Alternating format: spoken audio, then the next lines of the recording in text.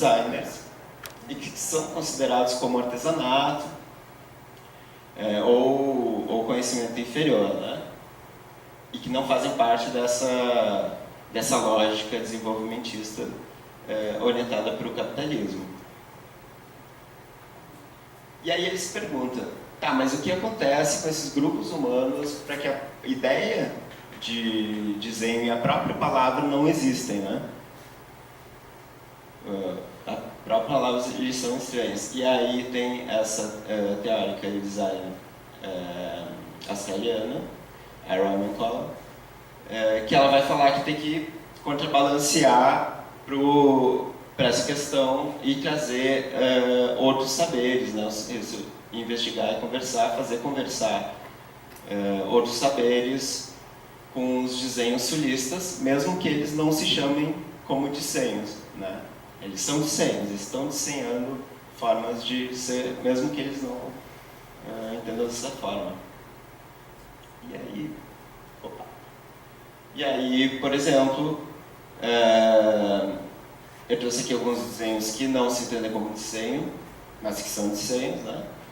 Como, por exemplo, alguns hábitos, como o hábito de fazer referência no Japão. Isso é uma forma de criar uma maneira, uma relação com o mundo, né? Budismo e as próprias práticas africanas e de descendência africana, né? E a festa de Iemanjá, que é feita aqui no Rio Vermelho, em Salvador, que não entendem como um desenho, mas que estão desenhando formas de ser, né? E aí aqui eu já trouxe o exemplo do Bubas, que é um desenho de produto,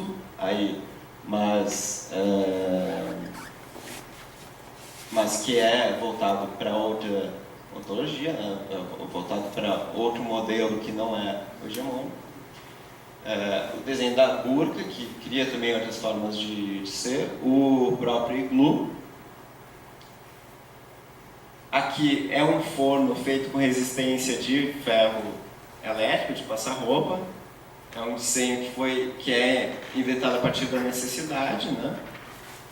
E a maloca indígena, que a gente já falou, né? Que é projetada para comportar várias pessoas, dezenas de pessoas convivendo ali juntos.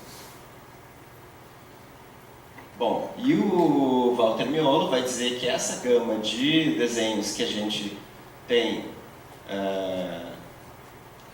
como neutros, né, e como universais e que trazem essas realidades ocidentais, elas são locais, mas que se vendem como universais, né? E aí vai dar lugar para o desenho situado, esse desenho que a gente não considera nem como desenho, né? Esses artefatos indígenas, por exemplo, que a gente vê como artesanato, que a gente vê como inferior, como conhecimento que não é válido, a próprio método construtivo de outras formas, né? Como a tapa de mão aqui. E aí eu trouxe alguns exemplos que o Léo vai explicar, porque ele explica melhor, porque são desenhos de TCC, são projetos que foram orientados, alguns pelo Léo, e que tentam romper com essa ideia de modernidade, tentam trazer outras formas de entender problemas locais e resolver eles a partir de um conhecimento local.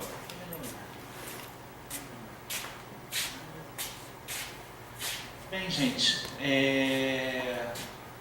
muito rápido, né? Não é exatamente uma propaganda do Kaunila, não, é porque realmente são resultados que só existem lá porque a gente leu esse livro, né? Eu tive contato com esse livro no Réveillon de 2016, eu não conseguia parar de ler, eu estava de férias, na piscina eu levava o livro e isso influenciou, né, uma série de trabalhos meus, da Celine, da Andréia, pelo menos, né? E, enfim, eu trouxe aqui os que eu sabia explicar. Bem, a rua Canhete, né? Ela se formou em, se não botar a data, acho que foi 2017, né? E ela, eu já citei esse trabalho aqui, ela queria projetar uma casa de estudante que inicialmente ela pensou com a cabeça da modernidade, e eu demorei a pescar, que era um problema. Ela queria uma casa só para estudantes grávidas, né? Era um orientador homem, tinha uma orientadora mulher, mas a Andréia alimentava mais ela com textos, né? E eu que fazia mais a orientação do projeto. Então a gente foi para um TCC, levou um esporro de uma das professoras da banca, que é isso. Então vocês vão segregar a mulher mais uma vez. Então a solução é fazer uma casa só para as mulheres, né? Tratando-as como doentes, isoladas, porque elas estão grávidas. Isso foi muito importante, porque aí, juntando o livro com o que a Patrícia Zandonati falou, né, a gente falou, não, é o contrário, né? A gente desenha para a mulher grávida, mas de modo que ela seja atendida como personagem principal desse projeto, mas que, né, se o homem hétero existir e quiser ficar ali, né, ele não será prejudicado. E acabou que sumiu o slide do cadeirante, não, vai aparecer depois. Vai aparecer. Né? E na verdade isso também fez a gente pensar, bem, a gente já faz isso, né, normalmente, como arquitetos, né, os arquitetos fazem isso com uma figura que se naturalizou por uma questão jurídica, né?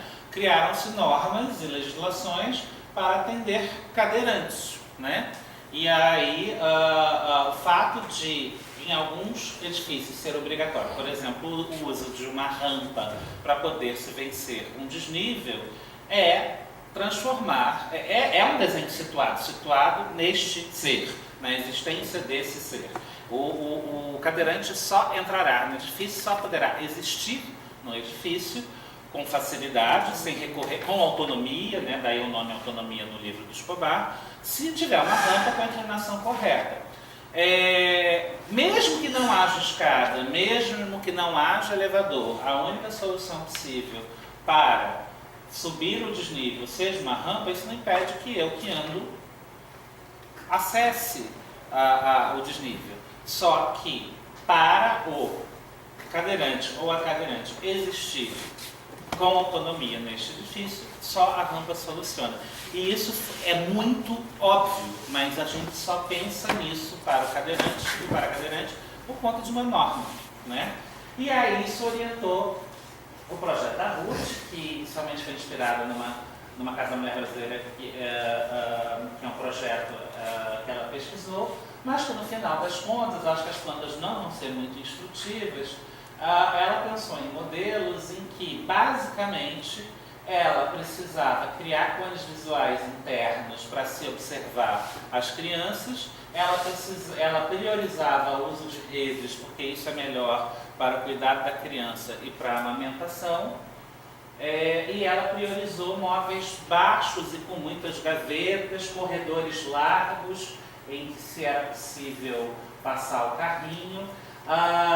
Não tem a planta do conjunto, né? Mas a disposição das edificações iguais era de modo que houvesse espaços abertos entre uma e outra, para que houvesse uma relação de vizinhança que pudesse criar uma coletividade para cuidar dessas crianças. E ainda que não houvesse nenhuma mulher grávida naquele momento, ou nenhuma mulher com bebê naquele momento no edifício, ou nenhum homem cuidando de uma criança naquele momento no edifício, as pessoas que estivessem ali poderiam morar normalmente, né?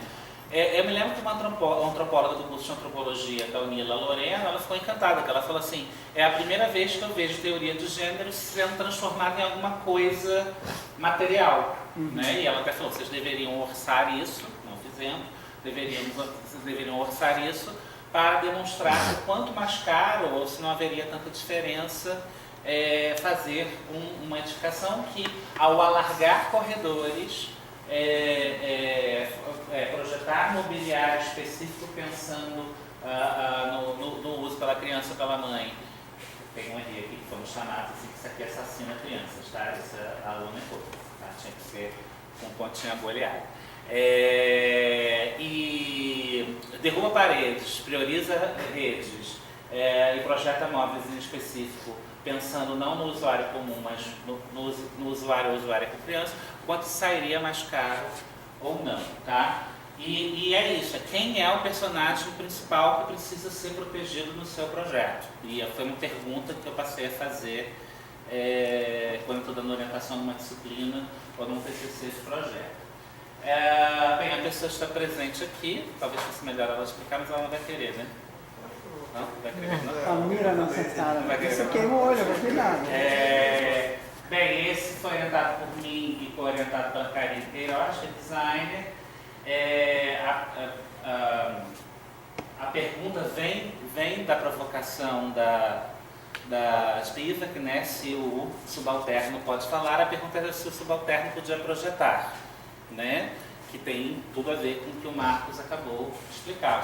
O suposto subalterno projeta, só que ele não é reconhecido como designer, né? Aquele ferro, aquela torno paraguaio feito de resistência de ferro de passar, aquilo é um projeto de design, mas aquela pessoa jamais será reconhecida como designer, né? Ou aquele coletivo de pessoas. E tínhamos acabado de ter no Kaunila um TCC que tinha utilizado desenhos, o do Michael, e que causou uma certa polêmica pelo resultado final ser um desenho que não era um projeto e, ao mesmo tempo, não vir com um acompanhamento teórico a explicação daquele desenho. O projeto do Mike, não vou entrar em detalhes que não tem imagem aqui, mas causou um nó na cabeça de todos os professores por conta de o resultado final ser um resultado que seria chamado de artístico, mas neste caso talvez com algum conteúdo pejorativo, porque não é um projeto, e ao mesmo tempo, ao não ser projeto, se espera um TCC mais teórico. E o TCC dele não era tão teórico assim. Eu, com a minha cabeça decolonial, porém cartesiana, falei, então, Jovem, a gente vai fazer o seguinte, você vai fazer um desenho que tem utilidade para ninguém reclamar do que você fez, né? E aí a questão dele, ele estava pesquisando há muitos anos, né? O Oswaldo foi meu bolsista de 2014 até o fim da faculdade. As representações da arquitetura, as representações gráficas da arquitetura. E a gente chegou a uma conclusão que para mim hoje em dia é muito óbvia, mas não sei se já houve reflexão aqui sobre isso, é que arquitetos desenham para arquitetos. Ninguém entende aquele desenho, a não ser que seja arquiteto, né?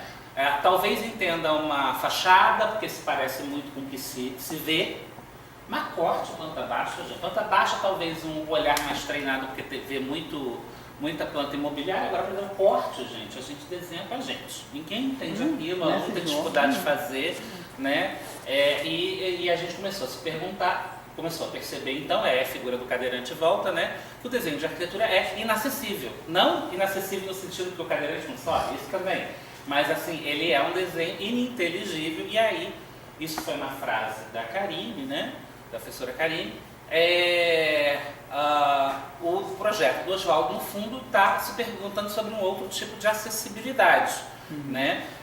Que usuários, futuros usuários, né? O contratante ou, sobretudo, o pedreiro, entenda o desenho do arquiteto, que aquele desenho ele entende. E o Oswaldo falou uma frase, ele estagiou num projeto, que ele falou uma frase que acho que quem é arquiteto aqui passou por isso, sem necessariamente conseguir sintetizar em uma frase. Ele falou: Léo, é muito impressionante, desenho de arquitetura na obra vira palavra. Por quê? Porque não adianta mostrar que desenho, vou ter que explicar tudo. Então, desenho se converte em explicação, desenho se converte em palavra. Não foi um processo assim tão simples, mas isso fez a gente entender que dos dois personagens principais do projeto que o Oswaldo estava fazendo era a futura usuária e o pedreiro, quem ia construir, o profissional que ela tinha contratado. Então não estávamos desenhando para arquitetos, para a prefeitura, estávamos desenhando para essas duas pessoas, tá? Bem, e aí, inclusive, inspirados nos desenhos dos astecas que estão na tatuagem do Marquinhos. Não? Os meus são mistérios, o do Oswaldo é um mistério. Tá, os seus são mistérios. Não confunda. Não confundam, tá? Ele também é inspirado, né, no trabalho de Adriana Caula sobre tipis, que é um trabalho que eu tenho usado para tudo, né, orientado por Paola, no doutorado de Adriana Caula. ele criou, por um lado, desenhos sintetizadores que participaram do processo de conversa dele com a usuária do projeto. Ele utilizava esses desenhos nos rabiscos, né? Ele estava lá em casa, lá na casa dele projetando no AutoCAD, mas ele não levava esse desenho imediatamente para a usuária, ele dialogava no croquis, no rabisco e com essas tipias. Né? E o desenho principal, né, que ajudou inclusive na conversa com o pedreiro, foi o desenho do processo de pintar o banheiro. Cada uma dessas ferramentas ia se repetindo para se entender quais eram os serviços que deveriam ser feitos. Né? E aí se criou, ele percebeu que elevação era mais entendida que planta, porque né, é um desenho que se parece mais com o que se vê, né? E criou toda uma sequência de serviços que deveriam ser feitos. O pedreiro era alfabetizado, né? Criou uma série de sequências de serviços que deveriam ser feitos relacionados a um calendário e sem a utilização de nenhuma planta baixa ao longo do processo, né? E com isso houve um diálogo mais profícuo com o profissional, tá? E aqui são mais exemplos das tipias, né? Que tipo de planta você quer no jardim, né? É muito mais óbvio, mas a gente não faz isso, mostrar tipologias de planta e negociado que mostrar uma planta com aquelas representações abstratas de planta, né? Planta baixa com representações abstratas de vegetação, com a tabelinha de espécies do lado, que é o que a gente acaba sendo desenhado para fazer. Esse modo de projetar faz a gente fazer isso o tempo inteiro, tá? Foi um trabalho que, inclusive, a Adriana Carola foi da banca e ficou muito feliz de ter visto que o trabalho dela aparentemente não tinha absolutamente nada a ver com isso. Ela estava analisando filmes, literatura e quadrinhos, tinha se convertido nisso, tá? E é um trabalho do ano passado, de 2018, trabalho de TCC do Oswaldo. Isso é a planta baixa que ele realmente fez, mas isso não foi o desenho mais importante, esse é o estudo de cores com a usuária, tá? E esse, acho que é o último, né, Marcos? Foi orientado pela Celine, eu era o co-orientador, era uma aluna paraguaia, né? Para quem não sabe, a Unila tem alunos de vários lugares da América Latina, além do Brasil. Hoje, lá da venezuelana, Nídia é paraguaia. E quando ela estudava no colégio, ela relata que ela passava todos os dias por uma comunidade que misturava aspectos campesinos e indígenas, né, de ascendência indígena, mas morando no mundo rural. Ela morava numa cidade muito pequena do Paraguai, que agora não vou lembrar o nome, e ela passava todos os dias por essa comunidade. Ela ficou sabendo no ano do TCC que essa comunidade ia receber um Minha Casa Minha Vida paraguaio, que tem um outro nome, e que aquele modelo de casa que o Marcos mostrou no início da aula, de um modelo repetido, né, de quarto, sala, cozinha, banheiro, que também naturalizamos como sendo o único possível de projetar, ia ser destinado para essa comunidade, muito pequena. Então era assim, até um projeto que a prefeitura estava encarando como fácil, barato, né, porque era uma comunidade pequena que recebeu um número pequeno de casas, o mesmo modelo repetido ia se resolver rápido. Só que ela fez toda uma investigação, né, de características da casa indígena e das características da casa campesina de origem indígena no Paraguai, né, para demonstrar que nas casas atuais, nas casas que eles ainda moravam, né, repetiam-se essas soluções. Por exemplo, eu sempre esqueço o nome desse forno que é com a letra T. Tataquá. O Tataquá, ela conseguia identificar que havia nessas casas sempre um espaço, esse espaço de convivência, às vezes coberto, às vezes não coberto, se repetia em determinadas situações, sistemas construtivos que se apresentavam, tá? Aqui ela errou a cor, né? Esse verde não é verde, né? Esse verde aqui, esse aqui é vermelho também, sistemas construtivos que se apresentavam.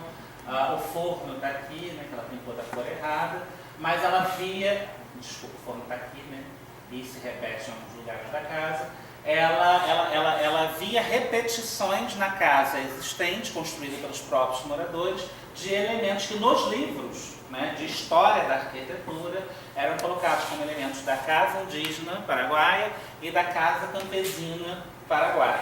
Tá? Então havia, nas palavras do Milton Santos, numa escala da casa, uma rugosidade ali, haviam resistências a esse modelo de repetição que o Marcos apresentou. E aí ela também se inspirou nesse tipo de casa indígena presente no Paraguai, que sempre tinha um espaço semi-aberto entre ambientes, né? E muito comum na região onde ela morava, que não era nem em CDE, Cidade da Oeste, que é a vizinha Foz, nem na capital, e agora não me lembro o nome. Ela também olhou para essa casa como uma forma de se inspirar na casa que ela gostaria de fazer. Isso é a disposição das quadras, né? Tinha uma coisa que a gente sempre julga importante, que ela não definia o que acontecia nessas quadras, nesses pátios internos às casas.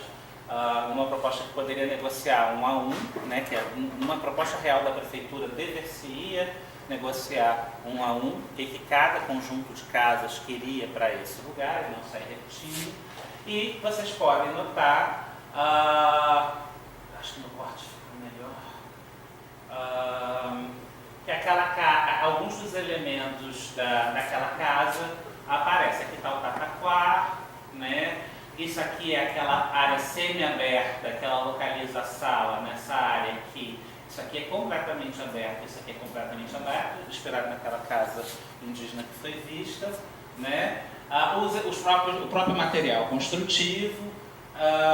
Era uma comunidade de campesinos que evidentemente fazia uso de hortas, né? Então todo o paisagismo ali foi projetado para um paisagismo comestível, né? A espécie sendo escolhida porque poderia ser comida, né? De alguma forma.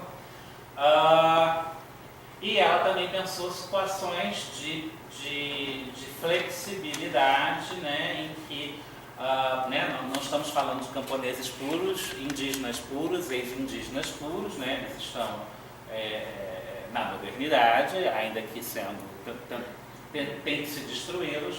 Então, por exemplo, aqui ela pensou uma situação em que um dos cômodos seria convertido em loja de motocicleta, porque ela sabia que tinha um cara que vendia e consertava motocicleta, situações de possíveis expansões não, de adaptações em que isso aqui vira uma loja tipo mini vendinha de alimentos, né?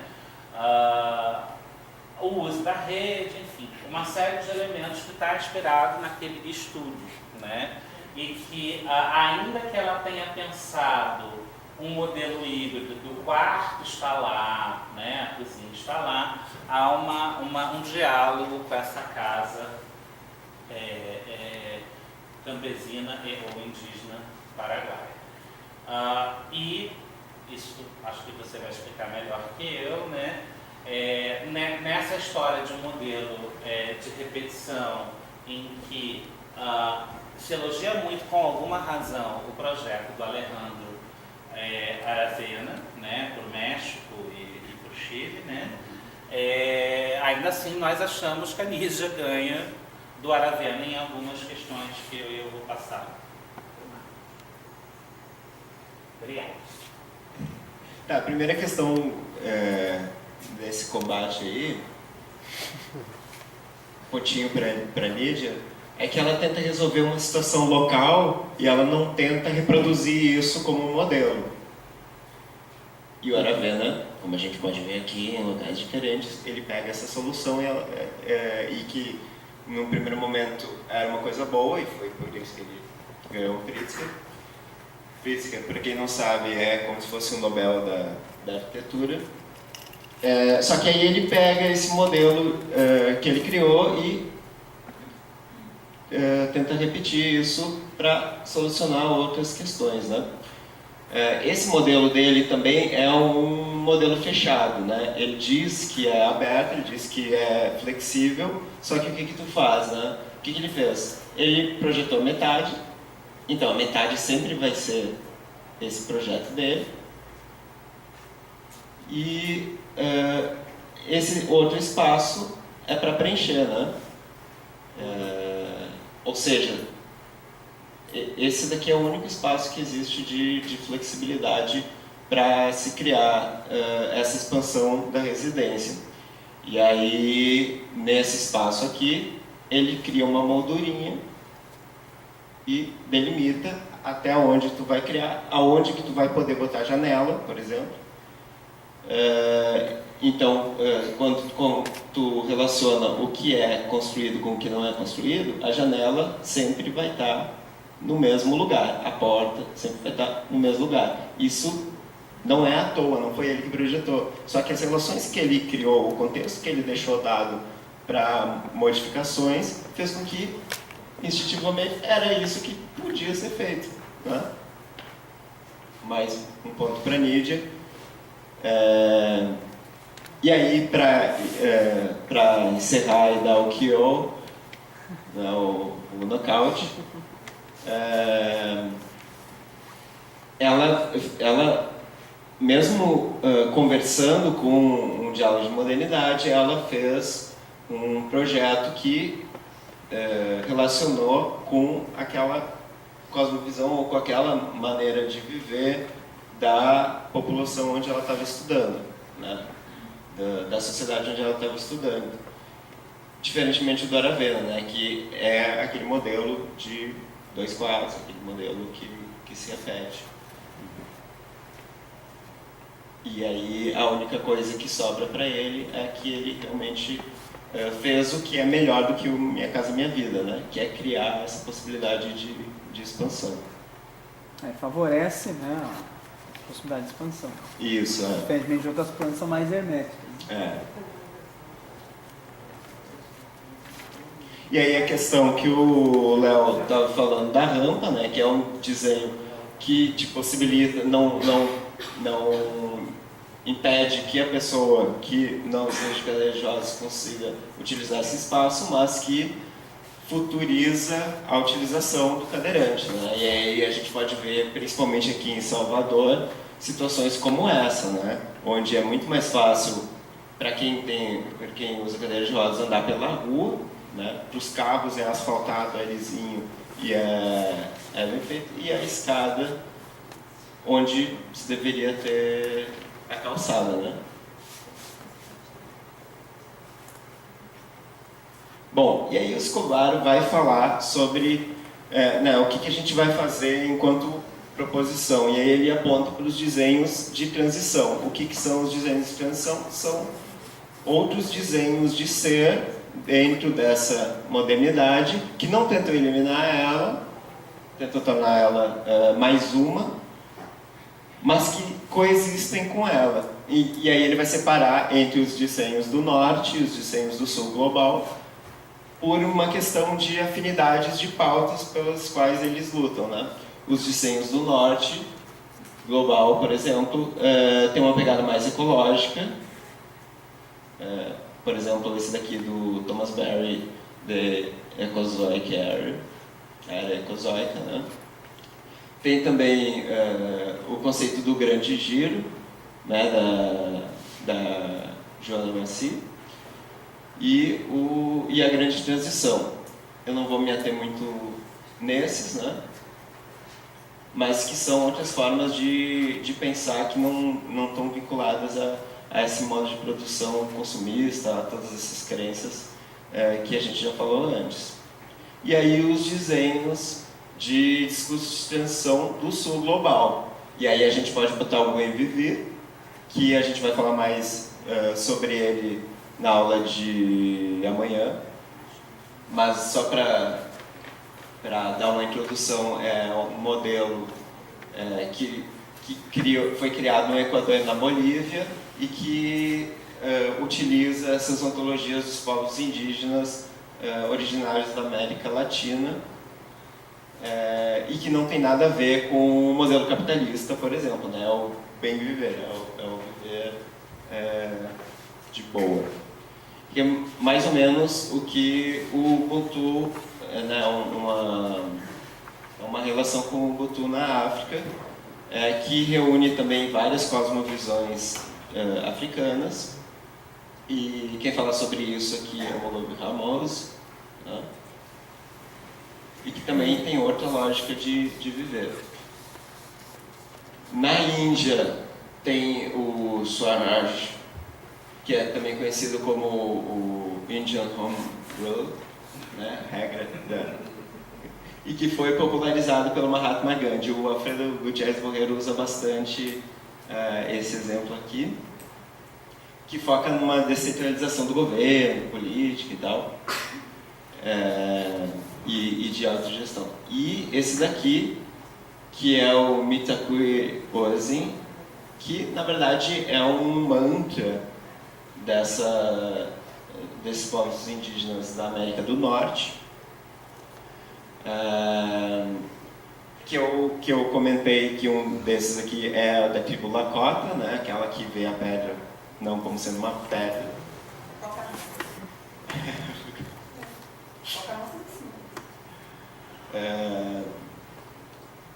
E, enfim, que reflete a crença de uma ontologia que tudo está conectado, em harmonia com as formas de vida, enfim. E aí, para finalizar, ele fala sobre um conceito que é o conceito de sonho, que reúne esses dois termos, o sonho e o dissenho, né? Que foi criado pelo poeta colombiano León Octavio, e o Tênio propõe essa junção para criar soluções criativas de dissenho para outras realidades, né? E aí eles fazem, inclusive, um encontro internacional de sonhadores, onde eles juntam não só acadêmicos, intelectuais, mas também ativistas, camponeses e tal, onde eles se reúnem na Colômbia para fazer essa proposição de juntar e de sonhar sobre o território e a defesa da vida, né? E aqui o Léo trazendo a questão polêmica do se o sonho não pode ser uma remodelação do conceito de utopia, né? Ele me repreendeu bastante, vou confessar agora, porque eu botei um filtro dos sonhos aqui, que eu relacionei com o dissenho e o sonho, né? Que sonha e filtra os sonhos. E é um dissenho que traz esse saber. É isso. Obrigado. Vou deixar ele morrendo de inveja de ciúmes, ele não vai ter o pau na vida. Bom, aí alguém pode ir fazendo a mediação enquanto eu respondo, ou melhor eu ficar aqui respondendo uma por uma, como a gente...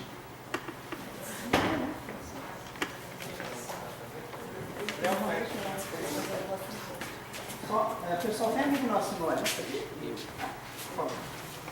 Ah, tá. Deixa eu levar aqui, aí já. A gente tem...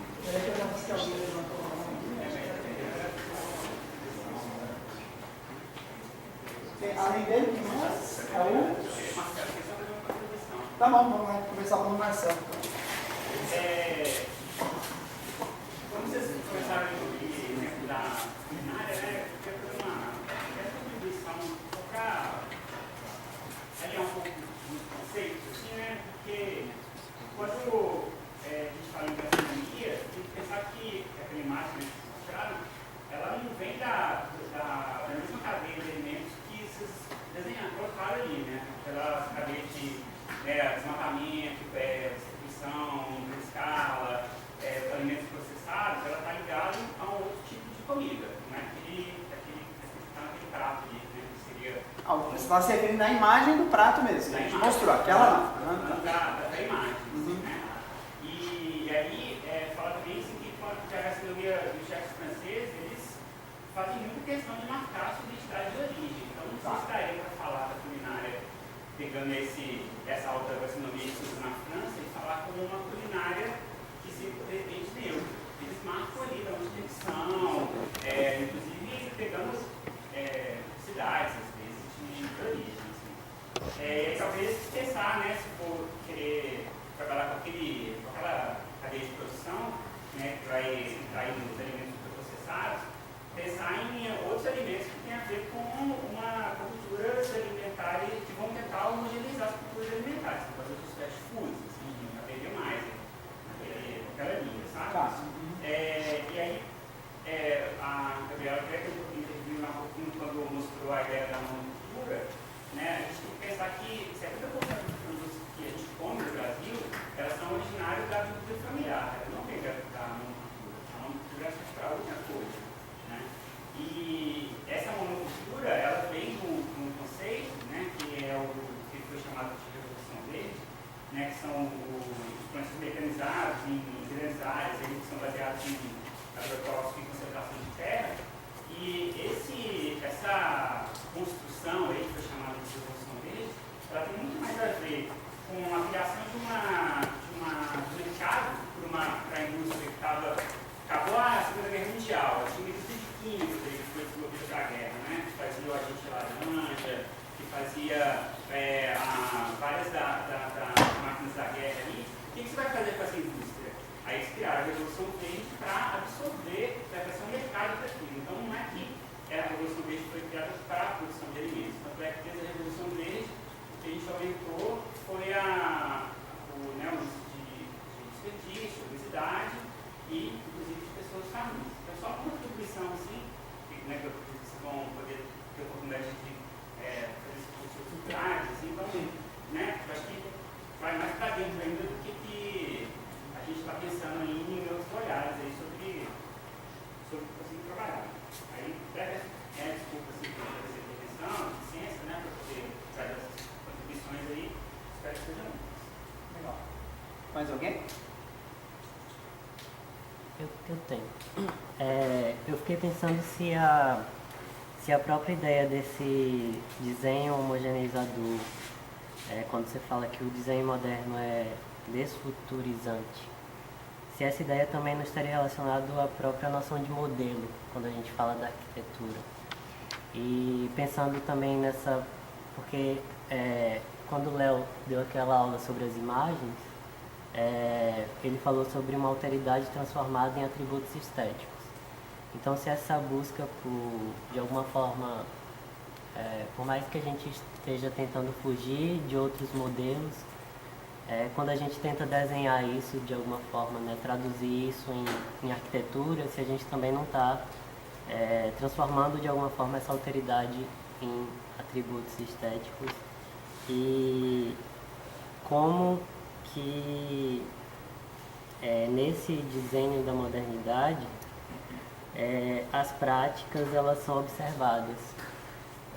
Pensando, por exemplo, quando você falou da orla da Barra, a orla que se repete na Barra, Rio Vermelho, Ondina, e Marcos falou assim, a ponte, poderia estar aqui a ponte do Fundão e a ponte de Barcelona, e você não saberia onde elas estão. Porque se a gente olhar por esse viés, sim, do próprio desenho enquanto desenho, mas se a gente olhar pelo viés das práticas,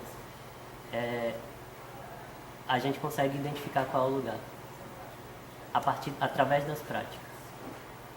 As práticas dos usuários, das Sim, pessoas, sim. nesse sentido. Olhando através das práticas e não somente através do desenho, a gente consegue identificar se aquela ponte é Barcelona ou se ela é Ilha do Fundão.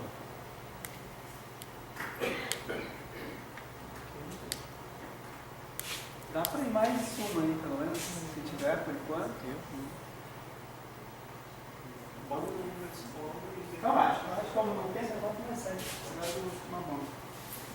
Bom, o Marcelo, né? Bom, obrigado pelas contribuições. Realmente, o que eu quis trazer era um exemplo abstrato, né? Era aquele prato que tinha carne, mas poderia ser qualquer outro prato que formaria uma imagem desse conceito que eu queria fazer de modernidade na gastronomia.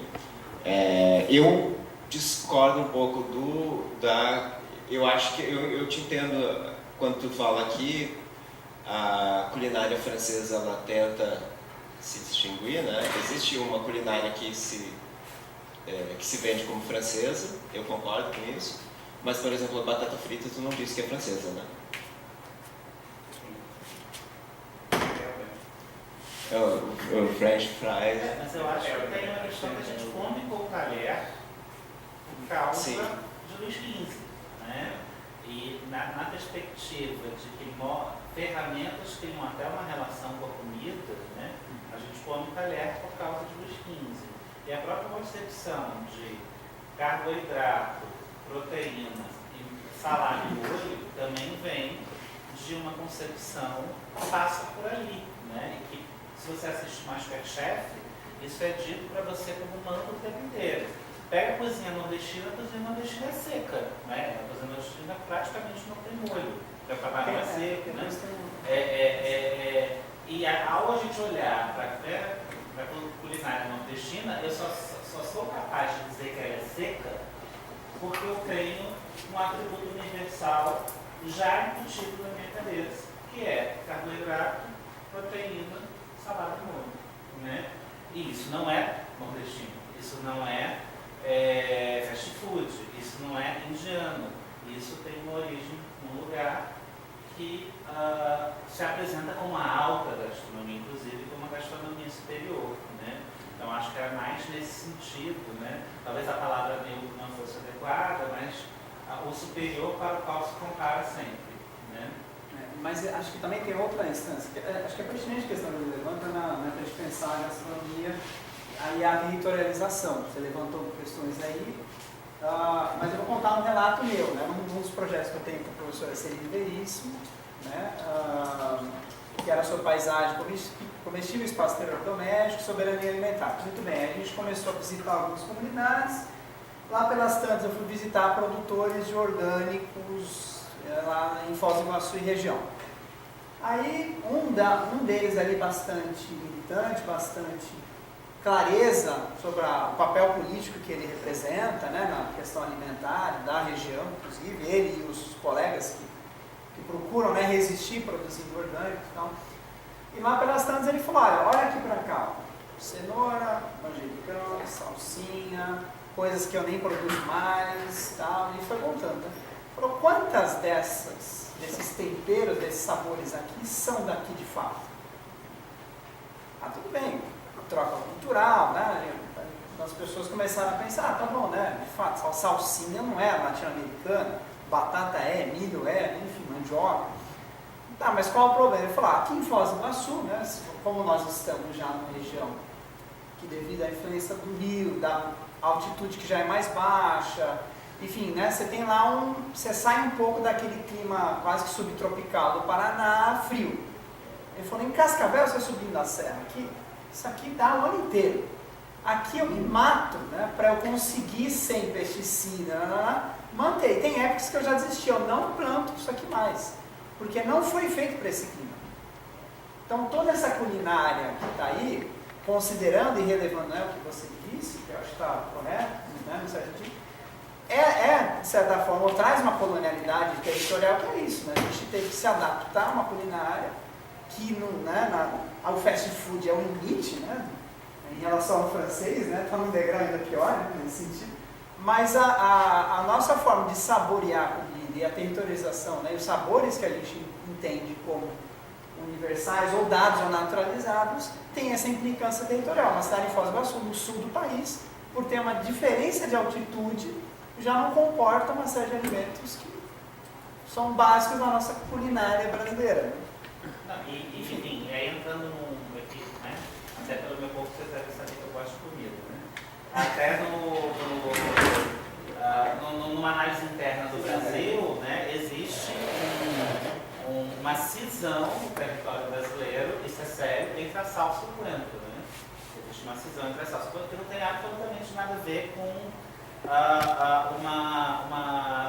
uma territorialidade do plantio, uma territorialidade da sazonalidade, territorialidade da qualidade do solo, dessas coisas, né? A culinária nordestina, sobretudo, é baseada no coentro, e sul e sudeste, que são dominantes no Brasil na culinária, né? Você tem São Paulo ditando, já foi o Rio, você tem São Paulo ditando modos de comer, né?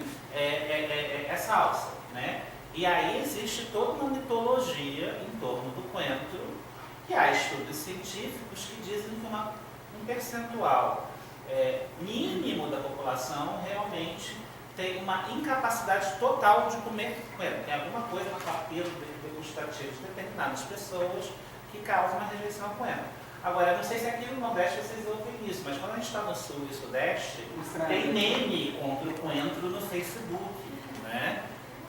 Eu já vi, assim, todas as coisas que eu gosto, você não. Você não é o coentro, né? E a rejeição ao coentro só se explica, no final das contas, por ser um produto nordestino, né? Por ser um elemento distintivo da culinária de um lugar que na história do Brasil é associado à pobreza, é associado à inferioridade, é associado a uma certa racialidade, né? Só isso explica, né? Só isso explica, porque as papulas degustativas que rejeitam é 1% da população, né?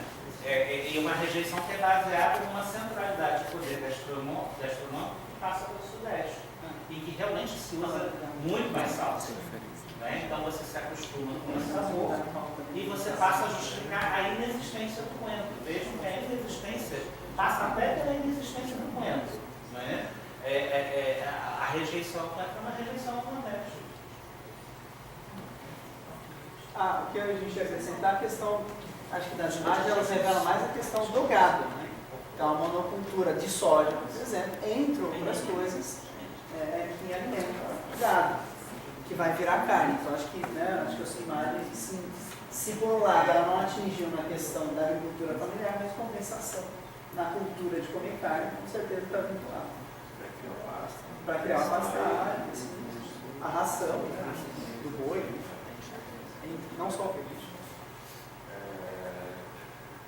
Bom, e aí a questão que o William trouxe, eu não sei se eu entendi direito, mas eu vou responder da forma que eu entendi.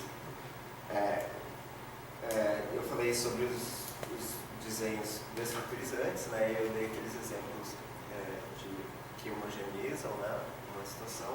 E aí a gente, em arquitetura, cria modelos, e esses modelos não seriam também modelos destruturizantes. É exatamente isso.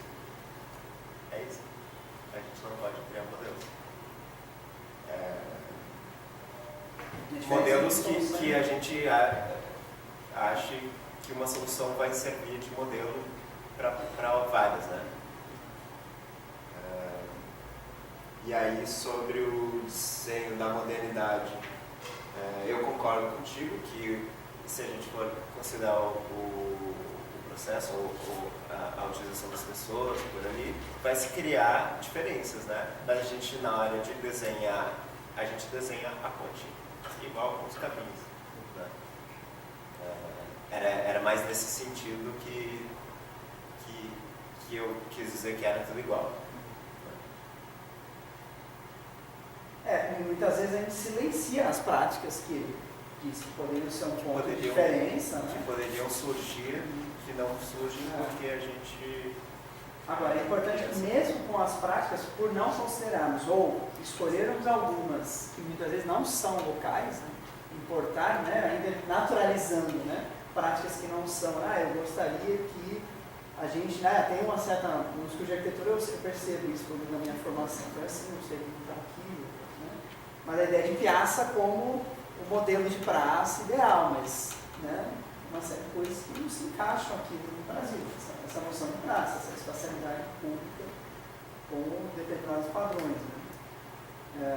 Mas assim, o fato de desenharmos, né, dessa forma também pode dificultar ou potencializar essas práticas. Então, essa mesma ponte, ainda que as práticas poderiam ser diferentes, mas esse desenho também pode estar criando alguns problemas que não precisaria, né? E por trás daquela imagem tem aquele slide anterior do Martins Espinal. Ele diz textualmente no artigo dele, né, que como, né, nas práticas capitalistas, né, a expansão do produto, né, é um desejo, né? Quanto mais mercado você atinge, mais lucro você terá, e o processo homogeneizado industrial é uma maneira de baratear o produto. Assistam Shark Tank, que é o programa da Sony, isso é dito todas as vezes. A gente produz assim, que é mais barato, então você tem que simplificar. Só que você não pode exportar o edifício, né? Você não tem como produzir 5.000 edifícios iguais, 5.000 pontes iguais e exportar. E aí ele diz que, desde o ensino de arquitetura, mas também na própria cultura arquitetônica, o que se exportou foi a imagem, né? A imagem como a definidora do estilo. Então, você, na impossibilidade de você produzir edifícios iguais e sair exportando pelo mundo, embora tenha se tentado com um pré-fabricado, você exporta a imagem. E existe na cultura ocidental um populacentrismo que se confunde a imagem com o real e todos os significados daquela imagem, eu acho que atribuídos àquelas imagens, desde o teleférico, estamos falando de dispositivos tecnológicos sempre, né, de mobilidade sempre, desde o teleférico até a ponte, tem embutido uma ideia de desenvolvimento, né? Aquela cidade, aquele lugar vai ficar melhor se copiar aquela solução, né?